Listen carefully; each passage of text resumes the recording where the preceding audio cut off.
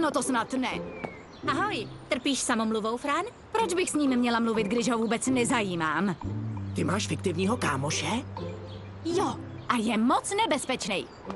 Nechápu, proč má nějakýho smyšlenýho kámoše, když v našem studiu je tolik kluků. To nechápu. Co je to s ním? No jasně. Jo, tak teď už tomu rozumím.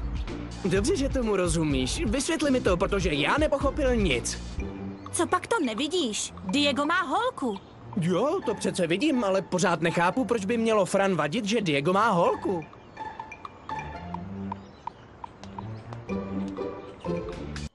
Nemůžu tomu uvěřit. To je tak hrozný. No jasně, cítíš se tak... Raněná.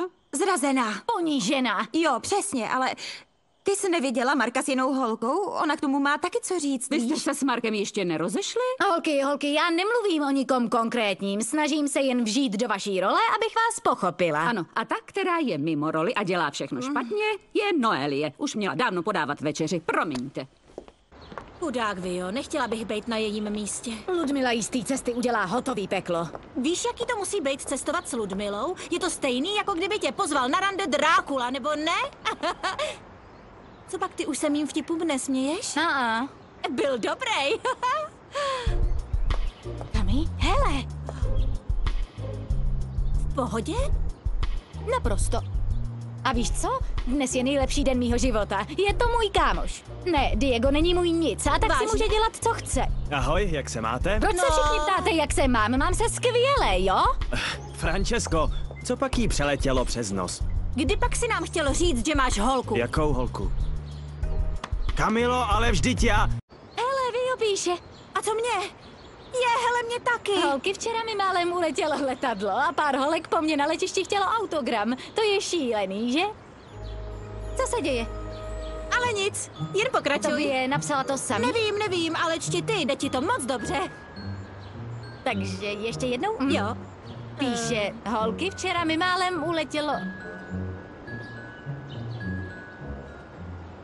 To je Diego? Ne, nechceš jít radši do studia a přečíst si ten mail společně? Ten je tak otravný.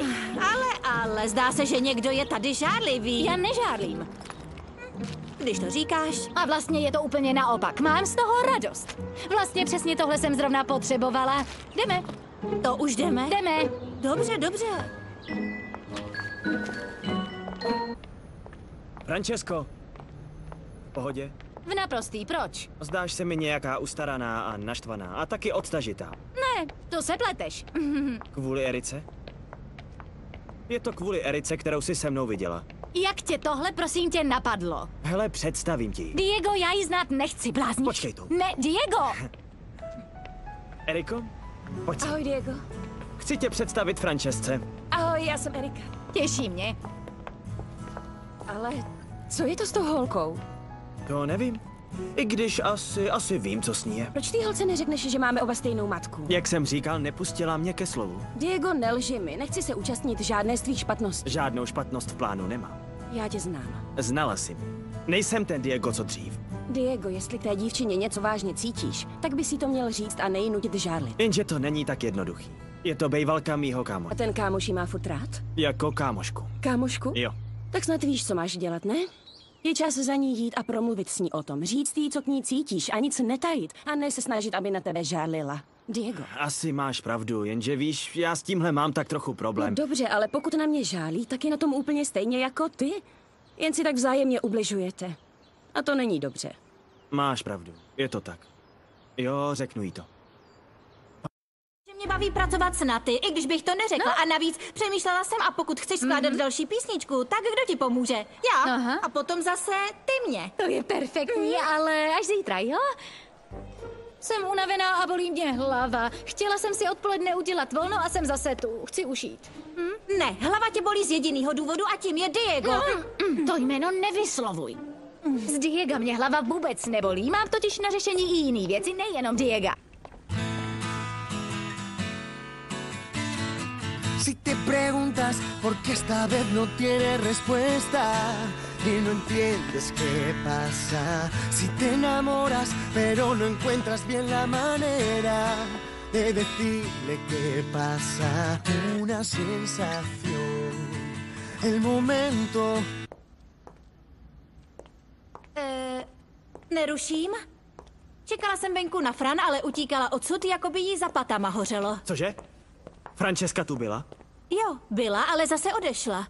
Nechceš ji už nechat na pokoji, když máš holku? Ne. Ne, Diego není můj přítel. Hele, lidi, mně je to jedno. Není to jedno, má máma je její kmotra. Je jako moje rodina. Co? Jo. A proč jsi nám to neřekl? Protože jsem to nestihl, Ne, Kamilo. nelži mi, chtěl jsi, aby Francesca žárlila. Ne, jasně, že ne. Ty jsi takový hlupák. Kamilo, prosím tě, já ti Žádný nelžu. Kamilo. Hej! Diego, dělej něco. Hned běž Francesku najít a úplně všechno jí řekni. Jo, jenže to nebude až tak snadný. Ne, žádné výmluvy. Běž a okamžitě Francesku najdi. Fajn, tak mi drž palce. Držím. Moje máma je Eriky kmotra, jsme rodina. Co?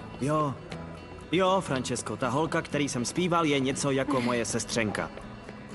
Počkej, vy jste příbuzní? Jo. A jestli mi nevěříš, zeptej se Kamily. Nechápu, proč si myslíš, že by mi tohle mělo vadit. Nám oběma by to vadilo, Francesco. Diego, já se zlobím, že si mě raději nechal se trápit, než bys mi řekl, že Marko dělá ty přijímačky. To, že ti Marko o těch zkouškách neřekl, bylo špatný, ale co jsem měl dělat? Měl jsi mi říct pravdu. Marko je tvůj kluk. To on ti to přece měl říct, nebo ne? Co? Nechtěl jsem, aby se strápila. Ani ty, ani Marko. Vůbec si mi nepomohl. Nechtěl jsem se mezi vás dva plést. Ale připlet ses. Už se přestaňme hádat, Francesco. Víš, že bych pro tebe udělal vše. Nezačínej zase. Nech mě to dokončit, prosím.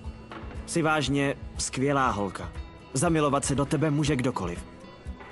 Co tím jako chceš říct? Víš přesně, co tím chci říct, i když se bojím si to přiznat. Česko, jsi pro mě moc důležitá. A víš, že bych ti neublížil. Ty jsi mi lhal. A to ti odpustit nemůžu. Francesco, já jsem ti nelhal. Jednoduše jsem jen respektoval Marka, aby ti to mohl říct sám. Díval ses, jak jsem se trápila a nevěděla jsem, co se děje. Představovala Francesco, jsem si, že... miluju tě. Cítím s tebou věci, který... Nechci nic slyšet. Ne, Francesco. Jen chci, abys věděla, že jsem ti nechtěl ublížit. Není dobrý, abychom o tom dál mluvili, ano? Dobře, ale neodcházej, prosím tě. Vím, že mi taky chceš něco říct. Problém s Erikou bude mít důvod, ne? To se pleteš. Neznamenalo to pro mě nic. A už o tom nechci dál mluvit. Stačí. Co se stalo? Nějaká Nechce se hádka? mu zkoušet, ale svádí to na mě, chápeš to? Já jsem svou část nastudovala, on nezná partituru a udělal chybu. Skončila jsi? Jo. Tak co je? Mluv. Ale vůbec nic. Není to spravedlivý, taky chci být šťastná a nikomu neubližovat, jenže to nezáleží na mě. Hele, jasně, mluvíš o tom, o kom si myslím, že mluvíš, takže... Ale já myslím to všeobecně a Diego není tak důležitý, jak myslíš. Už jsi s ním mluvila? Co říkal? Řekl mi něco, z čeho mám špatnou náladu. Povídej, co říkal?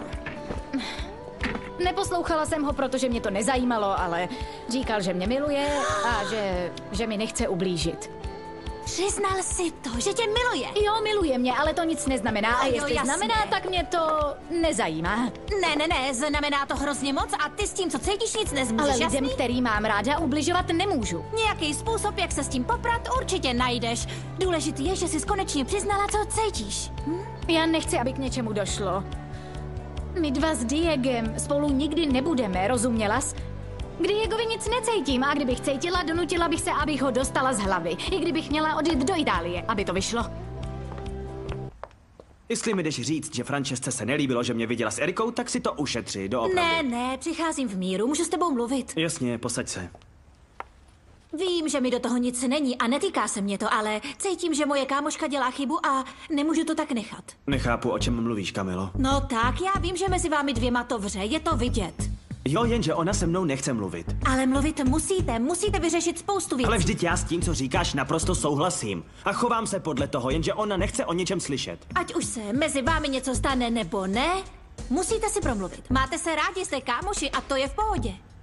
To nezáleží jenom na mě, doopravdy ne, Kamilo. I tak ti moc díky za tvou radu. Jsem rád, že mi chceš pomoct a že mi tohle navrhuješ. Jo. A můžu ještě něco? Jo, Jednu jedinou věc. jasně.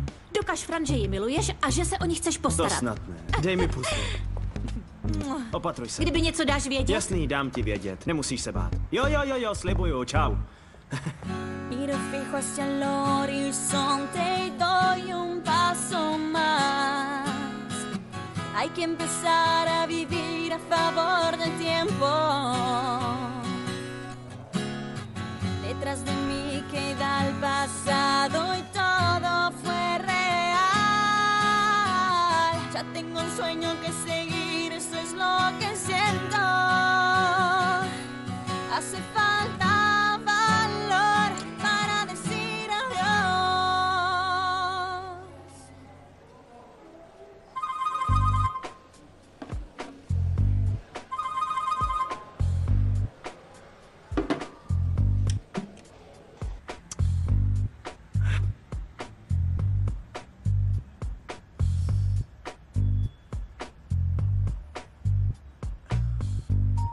Kamilo? To jsem já. Kdo? Diego, jsem to já, jo. Chtěl bych tě o něco poprosit. Šlo by to?